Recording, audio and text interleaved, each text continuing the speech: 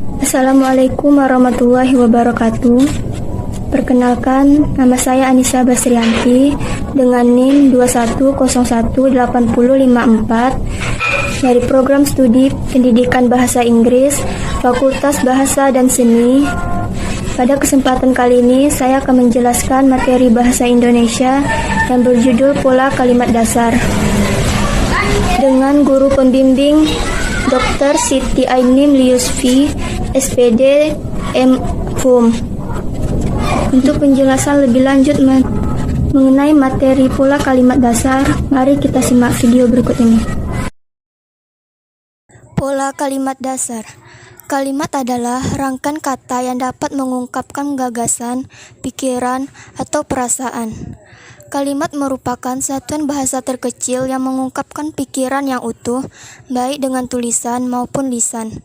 Pada kalimat, sekurang-kurangnya harus memiliki subjek dan predikat.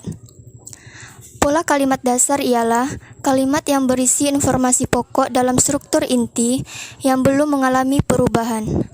Adapun pola kalimat dasar bahasa Indonesia yaitu 1. Subjek predikat, 2. Subjek predikat objek, 3. Subjek predikat keterangan, 4. Subjek predikat objek keterangan, 5. Subjek predikat pelengkap, 6. Subjek predikat objek dan pelengkap. Subjek adalah unsur utama kalimat atau pokok kalimat yang menentukan kejelasan makna kalimat. Ciri-ciri subjek: 1. Jawaban atas pertanyaan apa dan siapa. 2. Tidak didahului preposisi. 3. Berupa nomina atau frasa nominal. 2. Predikat. Predikat juga merupakan unsur utama suatu kalimat di samping subjek. Predikat berfungsi menjelaskan subjek. Ciri-ciri predikat: 1. Jawaban atas pertanyaan mengapa atau bagaimana. 2. Menegaskan makna. 3. Tidak dapat didahului kata yang. 4.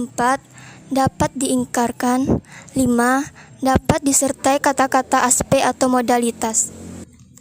3. Objek. Objek yaitu keterangan predikat yang memiliki hubungan erat dengan predikat.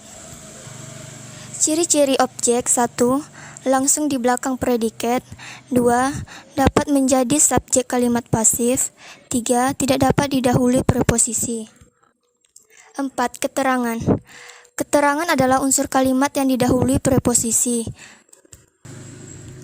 Unsur keterangan dalam kalimat berfungsi untuk memberikan informasi tempat, waktu, cara, sebab, dan tujuan. Ciri-ciri keterangan: 1. Bukan unsur utama. 2. Tidak terikat posisi. 3.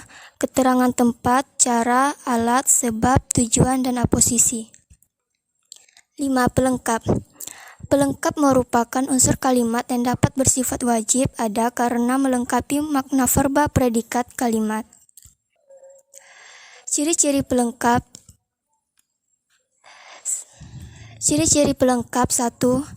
Pelengkap tidak dapat diubah menjadi subjek. 2. Terletak di belakang predikat. 3. Tidak didahului preposisi. Persamaan pelengkap dan objek. 1. Bersifat wajib ada karena memiliki makna verba predikat kalimat. 2. Menempati posisi di belakang predikat. 3. Tidak dapat didahului preposisi. Perbedaan pelengkap dan objek. 1. Objek hanya berkategori nomina, sedangkan pelengkap berkategori nomina, verba, adjektif, dan preposisional. 2. Objek berada di belakang verba transitif atau aktif, sedangkan pelengkap berada di belakang verba intransitif. Contoh pola dasar pada kalimat. 1. Subjek predikat. Contoh: ayah bekerja. Subjek ayah, predikat bekerja. Petani bercocok tanam. Subjek petani, predikat bercocok tanam. Ibu sedang mengajar. Subjek ibu, predikat sedang mengajar. 2. Subjek predikat objek. Contoh: ibu memasak nasi. Subjek ibu, predikat memasak, objek nasi.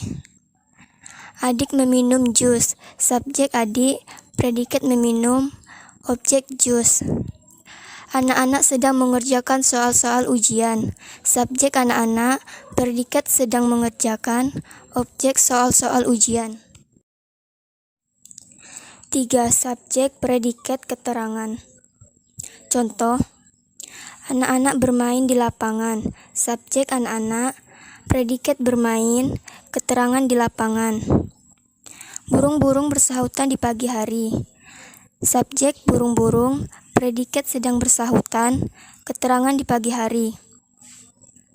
Kami berolahraga setiap minggu. Subjek kami, predikat berolahraga, keterangan setiap minggu. 4. Subjek, predikat, objek, keterangan. Contoh, ibu membeli sayuran di pasar. Subjek ibu, predikat membeli, objek sayuran, keterangan di pasar. Kakak menonton TV di ruang tengah.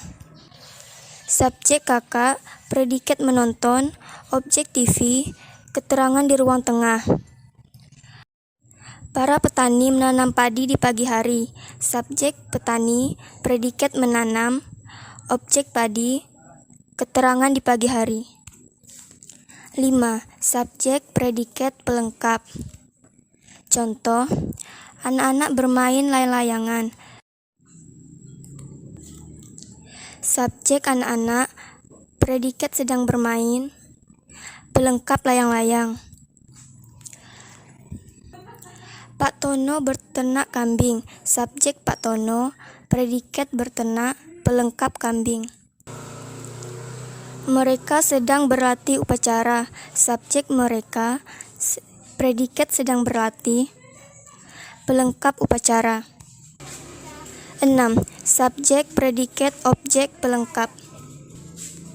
Contoh, ibu membelikan adik baju baru. Subjek ibu, predikat membelikan, objek adik, pelengkap baju baru. Pak Direktur menunjukkan Pak Aris sebagai manajer yang baru. Subjek Pak Direktur, predikat menunjuk, objek Pak Aris, pelengkap sebagai manajer yang baru. Paman menawarkan aku sebuah pekerjaan yang menarik. Subjek paman, predikat menawarkan, objek aku, pelengkap sebuah pekerjaan yang menarik. Variasi struktur kalimat. Variasi kalimat, atau yang sering dikenal sebagai varak frasa, adalah mengubah kalimat baik susunan maupun kata-kata yang digunakan menjadi bentuk kalimat yang baru tanpa mengubah maksud atau pengertian dari kalimat tersebut. Dengan kata lain, variasi struktur kalimat adalah mengubah letak atau posisi pola kalimat dasar tanpa mengubah makna dari kalimat tersebut. Contoh, Sarah membaca buku itu tadi pagi. Sama dengan subjek, predikat, objek, keterangan. Buku itu dibaca Sarah tadi pagi. Sama dengan objek, predikat, subjek, keterangan. Tadi pagi Sarah membaca buku itu. Sama dengan keterangan, subjek, predikat, objek. Dibaca Sarah buku itu tadi pagi, sama dengan predikat, subjek, objek, keterangan. Demikianlah hasil presentasi saya. Jika ada kesalahan, mohon maaf. Wabillahi taufiq wal hidayah. Wassalamualaikum warahmatullahi wabarakatuh.